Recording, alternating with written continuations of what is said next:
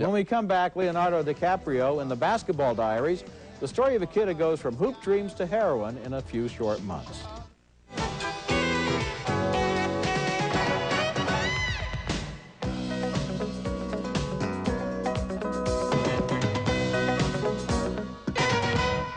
There I am, Jim says.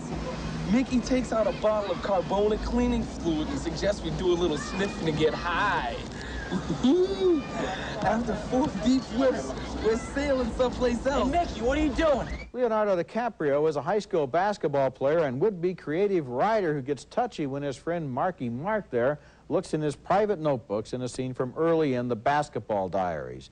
The movie is based on a cult novel by Jim Carroll, who based it on diaries written when he was 17 and dropped out of high school and into the deadly New York drug scene. What are you going to tell me? They're vitamins? Oh, you, Ma. What? Get out of my house! The movie alternates between moments of sordid rebellion and moments of poetic sensitivity, as in this scene where the survivors play basketball in the rain after the leukemia death of one of their friends.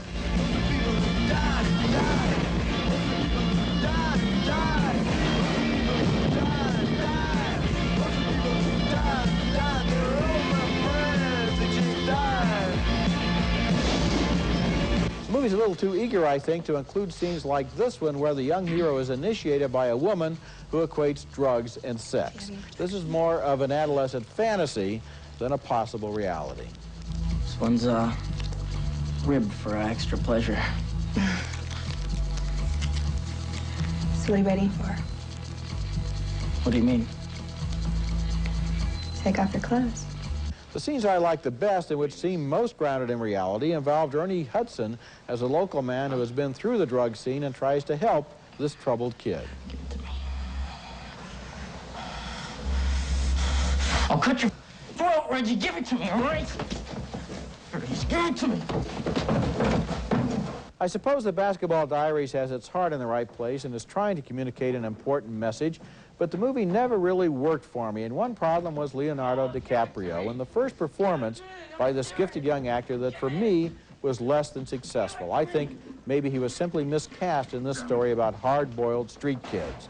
I also thought the movie lingered lovingly over the scenes of drugs and degradation and hurried past the more positive scenes as if they were sort of a duty. The result is a movie that's hard work to watch and without much of a payoff. I didn't care for it either, Roger, and I was surprised because it has, as you mentioned, all of the right motives and all that sort of thing. And I think it's a one-note movie. I think that we know that a good kid getting involved with bad drugs ends up with a lot of problems. The scenes were not so much of him in distress that I thought I was watching an actor's exercise. In fact, at the end of the movie, it's kind of curious.